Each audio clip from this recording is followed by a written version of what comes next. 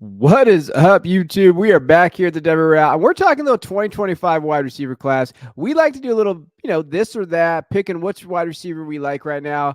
And what we got for you right now is Tetairoa McMillan versus Luther Burden. Now, McMillan's been all over social media because he made the craziest catch I've ever probably seen in just shorts, and it was an absolutely phenomenal catch out there. But these two guys have been battling back and forth for wide receiver one for the last 2 years, really. And McMillan kind of bounced back. We're going to be talking about that. Luther Burden had another breakout season last year. And who is right now the wide receiver one? That's what we're looking at in the wide receiver class. We do Devy content here, but we also do draft content. And who's going to be that top 10 guy next year in this pretty loaded wide receiver class, too, with an underrated running back class. This 25 class is actually pretty underrated, so we're going to dive into these guys. But we're going to start with Tetairoa McMillan versus Luther Burden because it's always fun to start with the guys that are going really high and are hell of players. When we look at their ADP right now, so if you play in Devy or any type of college fantasy, this is kind of where they're getting drafted. Luther Burden is actually the wide receiver one right now, so he's going at 101 in pretty much every draft that I've seen. I've been in multiple drafts this offseason. He has gone 101 every single time. Tet has gone kind of 102, wide receiver 2 in most drafts. I have seen him slip to 3 or 4, depending on if someone loves Jeremiah Smith, the true freshman from Ohio State. Evan Stewart was sneaking in there early, but not anymore. So these are really your two top wide receivers in any college format in the draft class, and they're going to be competing back and forth all year in terms of who is that wide receiver one. What we're going to do is going to talk through it and pick our guy right now who we would rather have. Well, I'm going to go ahead and let Christian talk about McMillan, kind of what we see from him from a statistical perspective and from a film perspective. Stats were good. 130 targets, 90 receptions, almost 1,400 yards, 10 touchdowns, 89.1 PFF receiving grade. So a lot of really good stuff from a stats perspective. I think when you talk to Jay Stein here at the channel, he'll tell you that Tet is looking good in the models, right? You're going to see him. Well, really, both of these guys are going to look pretty good in all the models. But from a film perspective, Tetairoa McMillan is one of the better wide receiver prospects I've seen in the last few years. And I know that's saying a lot. We just had a borderline generational guy, and really every class has a couple of guys like this. But to me, McMillan has such a unique skill set. If you guys check out our Devy guide, we have a comp for him. Should I spoil it? I'll spoil it.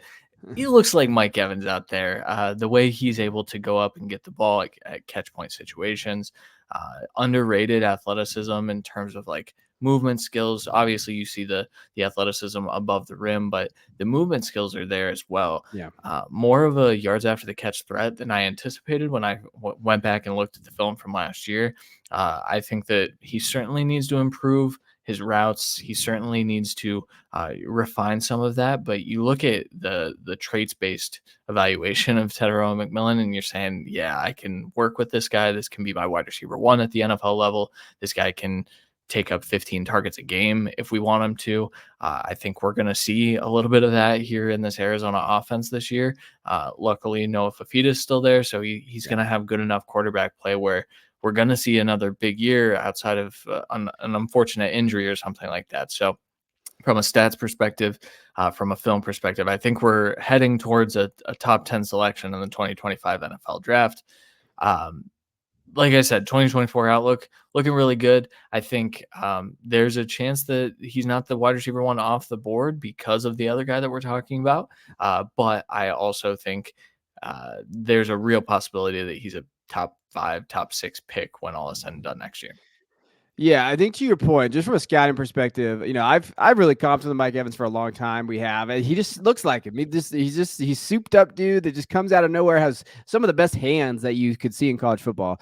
He can just consistent, and you just see him there. And you are right, when you watch him play, he has those big plays where he does have those breakaways from the defense in that second level, and you're like, whoa, look at that! He's galloping out there like because of his stride, and he just blows by guys. Like he's sneaky out there in terms of his athleticism and his ability to kind of separate after he catches the football. You have to like that. Like you think that really stands out to me. The one area that I agree with you in terms of like areas of improvement is, work versus press coverage. How does that look long term? I think that's one of those things. I think that definitely leverage at the line of scrimmage is something that can happen with him against defensive backs that do it. It's just hard because in college football, we just don't see it a lot. We just don't see the kind of that press coverage. You don't see the pre coverages that you're going to see from the NFL. NFL perspective. But my biggest point and the thing with McMillan, there is no Jacob Cowing this year. There is no one in that wide receiver room that is really going to command targets, in my opinion. Even from a running back perspective, there's really no one there because they have a new staff now. So like McMillan's going to get targeted by his quarterback every probably single time he comes out on that field. Like that's just one of those things. Like he's going to have that. He is actually plus 15,000 for the Heisman right now. I know this is not a betting show, but I would not mind just maybe throwing a little bit of cash down on Ted McMillan in terms of that Heisman. $1. We put $1 $1 on that bet. one Those odds are dollar pretty crazy. at DK, because I do think that, with his stats that he had last year, he could definitely have like 1,600 yards receiving. He's that type of a prospect as long as he stays healthy there. Now, the next guy is no slab either, right? So Luther Burden has really come on. His freshman year, according to the stat nerds out there like Jay Stein, hit his weighted dominator rating. He hit everything that we wanted to see from him because he scored six touchdowns. He had 45 catches, 375 yards. Then last year, he exploded. 13 games, the 86 receptions, 1,200 yards, 9 touchdowns, 120 targets. This guy was targeted. And 91.0 receiving grade was one of the best in the country last year. Luther Burden was easily one of the best wide receivers in the country last year. And that overall, not just in the 25 class, like I could argue that he had probably a bigger impact on his team than most guys. And as they beat Ohio State in the bowl game, like we saw that with Luther Burden.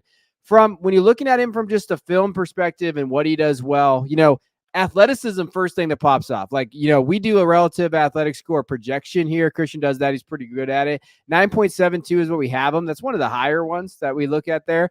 Tet is actually 9.75 for reference. So both of these guys, super athletic. Yak ability is there. Everybody's going to comp him to Debo. Like everybody's going to say Debo because of that yak ability and everything he does. But in our guide, it's Jamar Chase. We have him as that next level athlete. He's 5'10", 208, has that build that you like to see there. Very, very good play strength. When you watch him play, like he has that physicality that he brings to every single play. And I think that's where the Chase comp comes from. When you used to watch Chase in college, he was phenomenal every snap. It didn't matter if they were running the football, throwing the football, what kind of route it was. He was going to get after it physically. And that's one of those play strength areas that Luther really has for him. And an inside out versatility. When you look at his splits, especially from PFF, when you kind of dive into the numbers, he's pretty good on the outside and the inside in terms of his slot percentage and wide percentage. This year, he was more in the slot. He was about 81% and in 14%. But last year, you actually had that flipped. You saw him out wide, 85%, and then 15% in the slot. So he is definitely scheme versatile. It just depends on what the team needs. He's one of those guys that definitely can fit a scheme. And obviously, they had a new scheme come in last year, new coach, and the offensive coordinator, and he's probably like, hey, I like you here. Let's put you in the slot. Let's see what you can do there. And we did see the numbers there. So we saw that. Weaknesses, not a ton of areas where you're like, with him, but route running probably can be refined a little bit. I think that he definitely wins on athleticism first and strength first. Those are things that are going to have to be dialed back a little bit when you're looking at the NFL and just trying to figure out how do I create that separation. And then the difference, I think there's a difference between Luther and Tet when it comes down to his hands. He does have some drops. Burden has some drops on. He had 4 drops on the year last year, which isn't bad with 120 targets. So we're not going to knock this completely on him, but he can be inconsistent at times when you're looking at his hands, his ability to catch the football. As far as outlook goes, he's going to be their guy. When you're looking at what Brady Cook has there, Theo Reese is okay, still in college, Mookie Cooper, some of these guys there, but Luther Burden is their wide receiver 1 in an offense that's, it's ready to compete. This is a very veteran level offense there. So I think from just a production standpoint, both of these guys are there. Any other takeaways on Luther Burden? No, I mean, I think the Debo Samuel comps made sense if you watched the film freshman year, if only because he wasn't running any routes. So like it was the version of Debo that was just getting handoffs all the time, or like sweep plays and stuff like that, and all the screens and get the ball in his hands. But then, like you talked about, he's scheme versatile. He improved drastically. Like my opinion of Burden was much, much different after his freshman year. I know he hit his weighted dominator and all that jazz. Shout out Jay. But the film was just not there. You look at his sophomore year film and you're like, oh yeah, this kid can play. So to me, that's the difference. You're going to see a lot of like can he win downfield? Because a lot of the highlights that he made in his freshman year are still going to be out there. And a lot of them were taking screens to the house, or at least taking screens for 20, 30 yards. His sophomore year film and what I anticipate his junior year film will be is winning on pretty much every single route. Like, I think he can win vertically because he's got that athleticism. He can win on in breakers. He's gotten really, really good at winning slants, and Brady Cook has gotten a lot more comfortable with him. So to me, these are two very, very complete prospects. Yeah. All right. Now's the moment of truth here. Where are we leaning if we're in a Devy draft, or if we're here and we're saying, hey, this guy is that wide receiver one? I'll go first. I'll put my name out there first. I think I'm leaning Tet. So I think it's extremely close with him and Luther. I think what really gets to me is the hands. McMillan has some of the best hands in college football, and I think that gives me the slight edge now. But if Burden can do those things like you talked about, kind of developing that route running, but also develop the hands a little bit, I think that McMillan is a better football player right now. I think he's a better refined player right now than Burden. Burden has the opportunity to grow. He's still young. He's still going to go and come in as a junior, and you're going to see that process. But if I had to pick right now, I absolutely love where McMillan is at as a prospect, and I think that he has a safer floor right now based on just what we've seen out there in college football and what we've seen on tape. But both are great. Both are awesome prospects here that we're picking between. But I'm going to lean McMillan here. I am too. I was just looking at my grades because I do summer scouting grades on all these guys too. And so when I went and I graded out these two players, they would have been like wide receiver 5 and 6 in this class, or 5 and 7. Brian Thomas Jr. would have been wedged between them, but that's based on their sophomore film. And so when I grade these guys again after the season or during the season, I anticipate these guys will be in that like Neighbors or Dunze tier, maybe not all the way up to Marvin Harrison Jr., but I want to stress I'm leaning Tetairoa McMillan, and I would be so happy to add Luther Burden to my roster right now. So these are two very, very elite prospects. There will be this debate between the two of them all offseason into the college football season. To me, like you said, the hands, the ability to, be a versatile player. I think a lot of people think of Tet as just a go ball type of guy.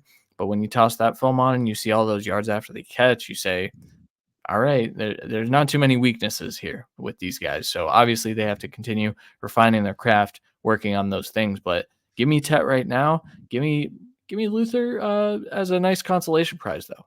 Great Yeah, player. Not a bad consolation prize there. And I will say this with Tet, 23% in the slot last year, and in 77-ish, 75 in the out wide. He has been asked to move around a little bit. So we have seen that in terms of his versatility as well. Like we definitely have been there. His ADOT 13.0, essentially his yards per route run 2.79, which I'm pretty sure was top 5 in the country last year. Those are things that really stand out to me about Tet being there. Now, if you're in a draft, it is a hard decision between both of these guys. I don't think you go wrong with either of these guys. They're pretty, right now I would definitely grade them out as first round draft picks next year. So from a value perspective, you're good there. But McMillan he's so much fun to watch. He's one of those players that you just have to love what he puts on the field. So that's where I am leaning there. So if you like college football, if you like Devy, be sure to go check out our Devy draft guide. We have that available on the patreon.com. You can buy it separately too. You do not have to buy it. Go to the Patreon and join. You can actually just buy the guide separately. If you want to do that option, you can find it at patreon.com/Royale, or you can join our Patreon and support us for what we're trying to do here. But make sure in the comments you leave who you were drafting. Are you drafting McMillan or Burden? Who's an idiot? We always love those comments. Like, hey, how can you forgot about this one game that he had, this one snap that we didn't watch? Put that in the comments. We love messing and talking with you guys there. We appreciate you guys. We'll check you guys in the next one.